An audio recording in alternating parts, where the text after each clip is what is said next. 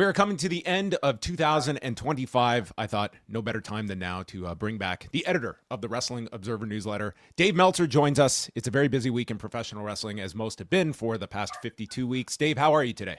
I'm doing great. How are you? I'm doing well. It's great to reconnect with you. And man, looking back at this year, Dave, I think this is one that, man, it could be maybe on a short list for one of your future releases of collections. Because when you compile all the news that happened this year, maybe not all realized this year, but in the years to come, there could be a lot of significant events that happened this year, from the start of the Netflix deal, whatever happens with WBD, the Big Data Plus panel, even things like Cena and Tanahashi's retirements. Like, there's all these things that I think in the next year or so, and maybe even beyond, I think the effects of 2025 will go beyond this year. Long beyond this year. This is a real pivotal year in wrestling history. And you didn't even mention Hogan's death, which I think is probably the biggest story of the year, although it's not necessarily going to affect the business going forward. And, I don't want to call it rise, but the phenomenon of CMLL's attendance this year is a giant story. And, but yeah, when you're talking about stuff, and all the little things going on, different lawsuits and everything that have been, covered regularly, I am almost certain that if we went through all the issues that I've done, that I've written, like way more this year than in a year. I mean, it just seems like, I used to do 18-page issues, and now they're routinely 24 to 30 pages, 22 to 30 pages. It's just, and it's because there's just so much news and, and the expansion of television, AEW, TNA, actually the deal goes through next year, but TNA getting the new deal on AMC, WWE, as you mentioned, SmackDown doing the 3-hour thing, the whole change, the streaming to television changes going on, not just in wrestling, but in every aspect of television, and those, we don't know where that ends up either. It's a very tumultuous time in media, and not just media, media rights, even media itself. Which does affect wrestling, but in the big picture with politics, it's just been a really a disturbing year, I think, in a lot of ways. In that aspect. Let's, because I want to touch on a number of the points brought up there, but starting with Hulk Hogan, I would say, like, for myself personally, I don't think I have ever been reached out to by as many outlets since the Benoit tragedy in 2007. I've got to imagine for you, was that comparable in terms of just the attention it got? And I'd follow up by asking you if you were surprised at all at how much the attention got of not just this figure Hulk Hogan, but also a lot about the last 10 years of his legacy attached to the sex tape and the racist rant. That was a huge part. It was not like it was a mainstream whitewashing of Hulk Hogan. Like, you looked at, the good and the bad, because you can certainly take a lot from what he contributed and also how he was portrayed, especially over this last decade. Yeah, I think in the long run, it was probably as fair as it's going to be from a mainstream standpoint of something having to do with pro wrestling, because it's such a difficult thing for outsiders to really cover. But yeah, I would say the Benoit thing, the difference with the Benoit thing is that it was like 6 weeks of hell. Yeah. And the Hogan thing was probably about 2 weeks. And really bad for, 3 or 4 days as far as, workload and attention and everything like that. But I think that there was, I was in many ways, I was surprised at how, in the big picture, it was fairer than I expected. I actually expected, when he died, it would be total whitewashing. And I can't say that. There may have been places here and there that did, but most of the stuff I saw, at the very least, addressed, all the key aspects. And there were, a dozen key aspects of that story. I think some of that is that, yes, you do have a wrestling audience, like older audience, that grew up where Hulk Hogan was the be-all, end-all for them. But I think for a lot of people out there, like, these last 10 years were their biggest exposure to Hogan. Like, they knew him as this reality star, ex-pro wrestler that has, gotten involved with this sex tape. He's attached to the Republican Party. Like, Yeah, I think that there was were, big. and the Intuit Dome in January, like that was the last real public showcase of Hogan in front of a wrestling audience. So I think you Right. take all that. There's a lot of people who that's the lens of which they viewed Hogan was the last 10 years as opposed to the prior 30 before that. I mean, his last big hurrah was the Republican convention, really. Yes. After the Intuit Dome, which was interesting. And of course, he was supposed to do the Saturday Night's Main Event that fell through. And then they didn't even book him again, which was interesting. And then there was, what others? I mean, that was it. But also the other aspect is that a lot of people who worked in media who are older, it's like Hulk Hogan was their childhood. So it meant a lot more to them from a wrestling standpoint than any of these other wrestlers. And he was the biggest star of our lifetime, too. Mm-hmm. I mean, we can't, him and Inoki, but Inoki not in the United States. And, so in that sense, but it was really a lot. We've all been through many deaths. And like you said, like the Hogan and the Benoit were the two that were just covered the most, talked about the most intense ever to me. Yeah. What level of expectation do you have for the Netflix documentary series on Hogan? Like, I would think it's going to be an interesting one because you would think WWE is certainly going to be more on board with that than the McMahon series. But it's also one that, you certainly have to go into all of those topics and how much they will focus on that. Like, regardless, it's going to be a series that is, heavily scrutinized for however deep they go on Hogan. Yeah, I mean, WWE involvement kind of right there is kind of like a red flag because WWE did have involvement to a degree in the Andre thing, but not that much. And in the Mr. McMahon thing, shockingly little in the end. I mean, they were not happy with that whatsoever. They never promoted it. Like they didn't promote it at all on any of their channels. Like that was, I think, very clear that they wanted as much distance from that as possible.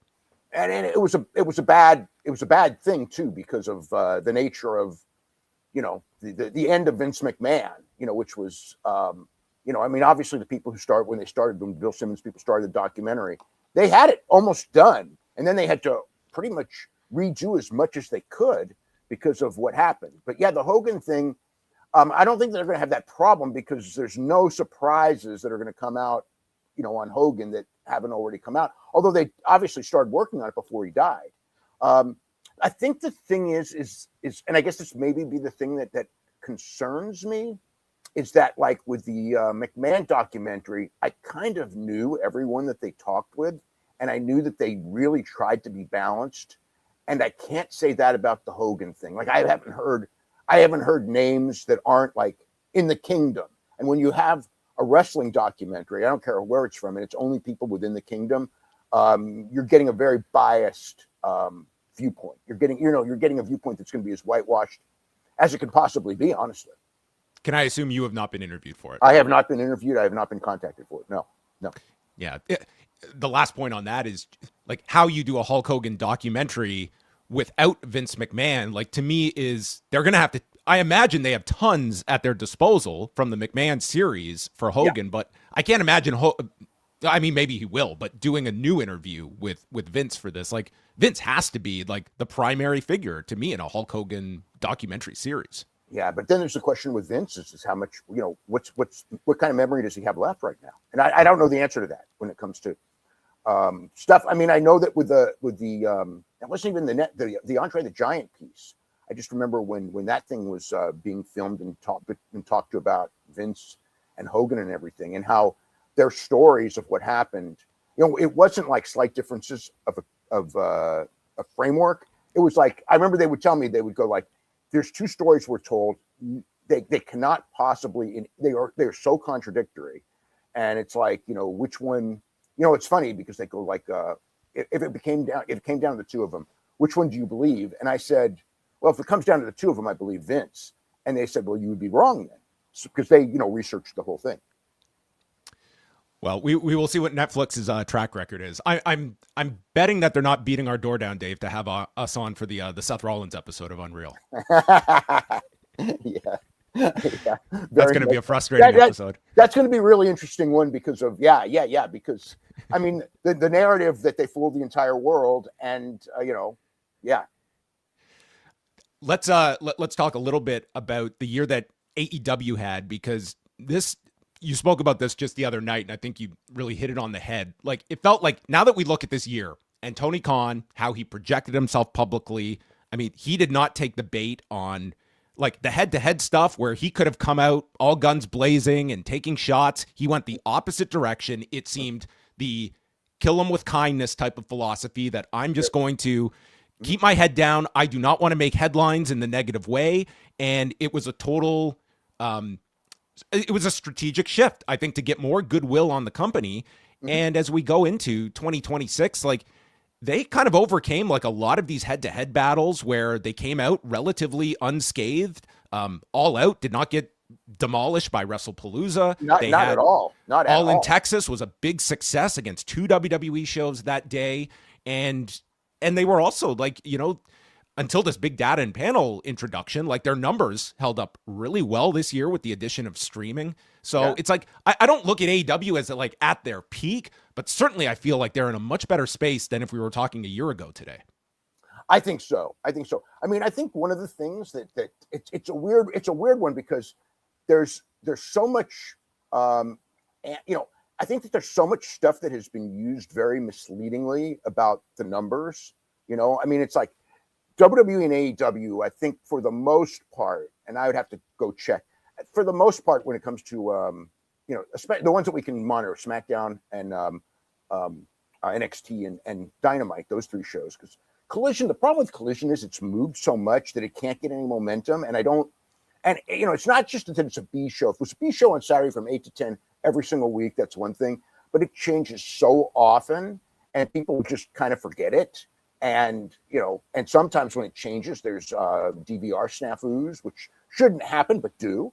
But when it comes to those, they're all down similarly, but obviously AEW, is on streaming, and there's no reason that it shouldn't be down far more. So I think that that's a plus. But even with the declines, it's not like, I think AEW's attendance is trickling up. I mean, it's still lower than I would like to see. WWE's isn't at its peak. They're slightly falling, but it's still excellent. Like people, like, it's like, I do see this kind of on both sides right now that people will use the TV ratings and ignore every other metric and try to say wrestling is dying. And TV has changed. Like a good TV number is very different from a good TV number even 18 months ago.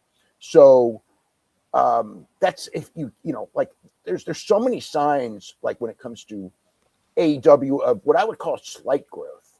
And, so it's better. I think it's in the big picture. I think that they're better off. I think that the perception is definitely better. I mean, it was very much viewed as a loser organization, I think, for a long, long time. And I don't get that feel. It's there, but it's not there. And I think Tony Khan's strategic, not falling for the bait, and my God, like, better man than me, because when it, I mean, he has probably been treated incredibly unfair in a business that he has bettered to such an incredible degree, because even if you don't like AEW, I mean, everyone in WWE is making, probably double what they would be making if he wasn't around. And the old wrestler should at least, that's the one thing. It's like, they should at least appreciate he treats the talent well.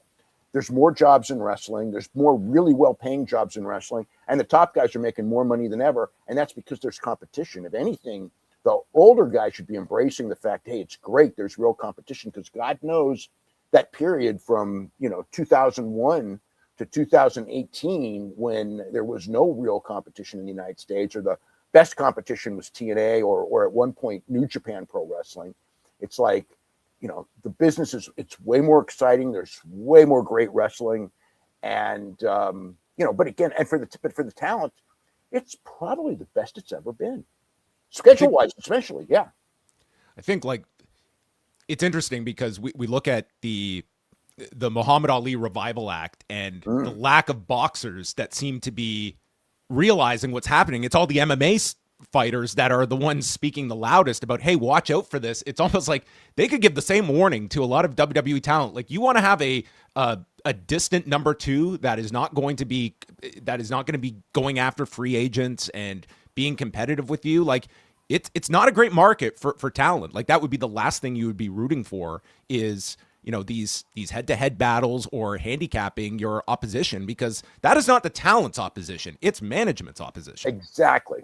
When I talk to the wrestlers, I always make that point. It's like if you're a WWE wrestler, AEW is your best friend. Now, management, no. The management of both sides are very much at war. The talent, they should be, they're on a team and everything, and you want your team to do well, but every piece of talent should want both teams to do well. If you do not wish for negative to the other team. You only wish for maybe more positive to your side. Management's a different story. They'll be at each other's throats. That can't change. I mean, it could. WWE could just go, you know what? We're just going to, we hope that they elevate the industry, but that's not going to be the case. It's never been the case, never will be the case. CMLL had a unbelievable year. I'm really intrigued to see what at the year end is going to be the recognition that CMLL gets from your own evidence. Like, obviously this has been a juggernaut year. How much of that do you feel has penetrated to the US audience, that, like, it always feels like there's been this invisible barrier for CMLL and AAA into the US? And this is going to be a kind of referendum this year, because Lucha has been front and center, and it's, I think, impossible to deny that this year. The only barrier is that CMLL, it's a hard to access product for a lot of people. Yeah. Because and I think that's a big mistake on their part, and it's funny because I'm trying to remember when this was. It was several months ago. And I know a friend of mine was talking with them and everything. And they were going like, what do they need? And I said, like, number one, you probably need to, really try to merchandise in the United States in some form, because the one thing with the Mexican wrestling, it's very colorful, the masks and the costumes and everything. And the other one is like, get that price tag down, because people aren't going to spend, I mean, you can subscribe to their thing for a lot less money, but you're not getting the big shows live. And the whole thing is really, like, if you really want to follow CMLL, I mean, it's the Friday night shows at Arena Mexico. Every Friday night, that's it. They're consistent. And $35 a month is a put off. I think AEW has helped. In fact, this actually would have come in June. This was right after AEW went down there. And I think that was probably the peak of CMLL interest in our country, because all of a sudden it's like we saw Arena Mexico on TV, and we saw Mystico in his element on TV, and other people. And it was kind of like, okay, there's some awesome stuff here, but people can kind of dismiss it. And, I mean, they don't market in this country. I mean, they're very, their mentality is basically, we run our 5 arenas or whatever the number is, and every week, and Arena Mexico is our home. I mean, like, they've sold out how many times in Arena Mexico this year? I don't know the number, but it's been an incredible run. It's the most in history. And they won't do a stadium show. Though, I mean, they're adamant.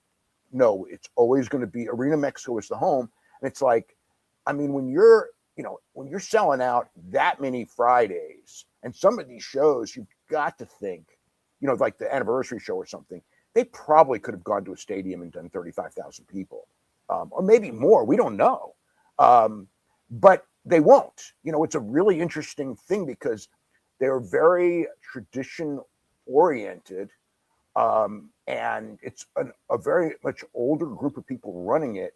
And when that happens, you really don't expect this. You might expect steady business, but you don't expect this giant growth with conservative older bookers. You know what I mean? It's like really, it's really phenomenal, and it's so many things have gone into it, and I think that the other one that I think everyone misses is the thing that I actually wrote about last week, is that more Americans attended pro wrestling at Arena Mexico than not only any arena in the United States, but I would bet probably more than attended AEW. I'd have to run the numbers. I could be wrong on that. I know that, like, obviously more attend WWE in the United States, but certainly more than attend TNA or anybody else by leaps and bounds, because they're doing on a if you talk about like 30% of their Friday crowd is outside Mexican audience, it's tourists. So we're talking on a good night close to 5,000 people, and on a normal night about 3,000 people. If you look at the differences here, like Tony Khan is somebody that is not that many years removed from being someone that was actually paying money to go attend wrestling shows. Mm-hmm. And what kind of advantages do you see from that vantage point of someone that's closer to the audience, just in terms of what has worked this generation and what was appealing to me as a fan? Is that a inherent advantage that Tony Khan has that you see? It's a positive and it's a negative. He has an affinity for a certain product, and it's very, it's like, the idea that there's no stories, obviously that's ridiculous and all that. But he very much, when he puts together these TV shows, is looking at a TV show to be well regarded by critics, which, a lot of people in a lot of artist industries do that. In wrestling, it has never been done. I mean, Watts, to a degree, but not. Watts was always loyal to the dollar, far more than anything. He got a kick out of the fact people liked it. I think all promoters that were, popular at their point, got a kick out of the fact that they got nice feedback from it. But Tony, more than anyone, I mean, I think he's into the feedback, and I think he loves he is a fan, and he loves a certain style of wrestling, and that's the style that he produces. And it's got its pluses and it's got its minuses of doing that. I think it's been said to be his weakness, but the people who criticize the most, and if you ask him what he needs to do, it's like copy WWE. And we've seen every number 2 brand copy WWE. It's never worked. He's had more success than any of them. So it's like I think that at least he's got his niche going out there every Wednesday night and every Saturday, trying to have these matches that are great, which is just, that's the thing that differentiates him. Them in WWE, they're very different, especially like pay-per-view. One's doing a 5-hour show with all kinds of great matches. The other's doing a 3-hour show with 5 or 4 matches, and they're good matches too. But it's a lot more time in between matches and things like that. So they're very different products, and I think that's the best thing for all is have a wider choice of products. I just have 2 remaining topics. This year, and this is a bit of a loaded question, what did you learn year 1 of WWE on Netflix, and deciphering how well this show is doing, especially in the U.S., because I don't think yourself and Brandon Thurston have dug into this very, very extensively this year. How would you assess the move to Netflix? What's worked, what has not worked, and the 1 year into this deal? I mean, I think okay, I will say when it started, and I talked to people in WWE there, like second week, because they were in San Jose the second show. So that day I was going like, what do you think? And it was very much, I think that the gains are going to be stronger internationally. I think US is probably going to be about the same overall. And US, I think, was down. And international wasn't as big as I expected. So I would say overall, as far as total viewership, I would say I was somewhat disappointed, but at the same time, it's, in the long run, is it going to be better? Yes, there's going to come a point where this viewership is more than what cable viewership is. I thought this year was going to probably be even, and we're not there. Just as the same reason that I don't believe that there's nearly as many people watching on Max as there are on TBS. I do think 5-6 years from now that in both cases that'll be reversed, but we're not quite there yet. But yeah, I was numbers wise, I was expecting more. As far as the show itself, I mean, the one thing early on Netflix, it felt like it was more of a happening, and then it kind of settled down to this is Raw. But those first, I would say 2-3 months, they would come to town with this Netflix special. And you could see the enthusiasm in the crowd that we're on Netflix did mean more than we're on TV. It was cooler, and just the publicity was very positive when it kicked off. But now, at the point we're at now it's normal. It's just like, yeah, it's Monday Night Raw. It happens to be on Netflix. It's no different from Friday Night SmackDown that happens to be on USA. It's a pro wrestling show. I think it's easier in some ways, but I mean, look, everyone had DVRs. It's not that much easier. You know what I mean? to access later. I mean, long term, it's the best move. And the other thing too is from a Netflix standpoint. The one thing that I think we have learned, and it's not from WWE, but it's from the boxing and the MMA negotiations that Netflix had, and baseball negotiations, is that I don't think Netflix was happy. They'll never say this publicly, but I don't think they were happy with how it turned out, because the one thing in every set of negotiations they've done is we don't want weekly product. We want 2 or 3 big boxing events a year. We don't want 52 weeks of boxing on Tuesday night. You know what I mean? We don't want Major League Baseball every single week. We want, home run derby, opening game, playoffs, box, like MMA. They basically told UFC, we don't want your Saturday night shows. We'll take the 12 pay-per-views or 13. We don't want anything else. We only want premium content. With WWE, it's 52 weeks of Raw, 52 weeks of SmackDown outside the United States, 52 weeks of NXT, and assorted other programming. So I think that the WWE experiment told them that I don't think they feel their platform should be used for anything but the highest level stuff across the board. So, conversely, ESPN's service, I think, much more facilitates that weekly product that would be replacing UFC. Like, I think it'd be interesting if you got the honest answers. Like, it would almost be like Netflix would see the more attractive package being the monthly events. ESPN wants that regularity of coming back every week for Raw or other programming. Because they're a sports service that relies on regular, constant stuff. Exactly. And Netflix is not a sports service, but they want sports premium events that will draw the country. The Joshua fight with Jake Paul. It's like they want the stuff that everyone's talking about to be on their system, but they just don't want to throw random stuff out. Last thing, we are days away from Wrestle Kingdom 20. I think this is such an important show. It is like, this is one we can talk about the Cena retirement, gigantic success for them. But it's not like the next year was going to hinge on this show succeeding or failing. This is one like they have it's a hour 40-minute network window. It is the farewell to Tanahashi, but it's also like, here is our audition for what is post Tanahashi New Japan going to be. I can't remember someone having the pressure of an Aaron Wolf on this stage that so much is on. You have Yota Tsuji in a massive match. Like, there's so much to this show that could very well dictate business in 2026. And I find this to be, it's going to be a super compelling show. And it's obviously like, this is the most important New Japan show in decades.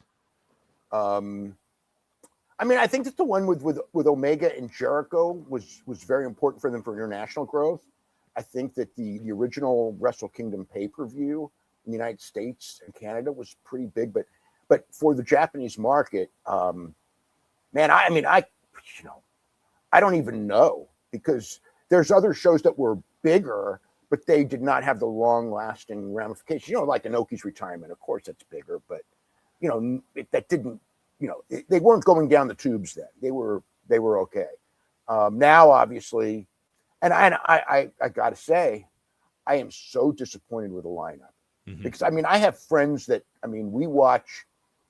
I couldn't tell you how many years, since New Japan World and since the pay-per-view. So we're probably going back even longer than that. And it's like we get together at my house and we watch, the Tokyo Dome show live. We stay up till 4 a.m. It's just what we do. And I know that, like, with my friends, the basic thing is we'll watch it in the morning. We don't need to watch it live. And some of them just goes, we'll just watch the Tanahashi and the Takeshita match, and that's it. But yeah, Aaron Wolf. I think if Aaron Wolf had not been seen whatsoever, and this was like the first time we'd see him, I think that it might be a lot bigger. But the fact that he's run out in all these angles and stiffed on every one of them, kind of like, I think, has put a giant damper to at least wrestling fans on him. It's still big to the public because it's a national hero, judo gold medalist, in a big time match. But I think that there's now the feeling that he's going to flop. Whereas before, I think it was the great unknown and the hope that, Tanahashi leaves and he's, the synergy, Tanahashi leaves and he's replaced by the new Tanahashi. And I think that it's probably, I don't think anyone's thinking that anymore. If you're forecasting a year out, is Okada Yota Tsuji the biggest match you can make? Takeshi Yota Tsuji. I'm saying. You're talking about later. A year from now, that if Tsuji comes out as sort of the one that's going to avenge Tanahashi, who goes down in his retirement, and Okada is like the representation of the biggest match you can do, I just feel coming out of this, you should at least, you don't have to say it out loud, but at least have an idea of like, what is 2026 going to be about? And to me, it's like, it's Yota Tsuji playing off that promo with Tanahashi that I will take the mantle here and move forward. And you have this elusive opponent in Okada that represents him surpassing Tanahashi. Yes.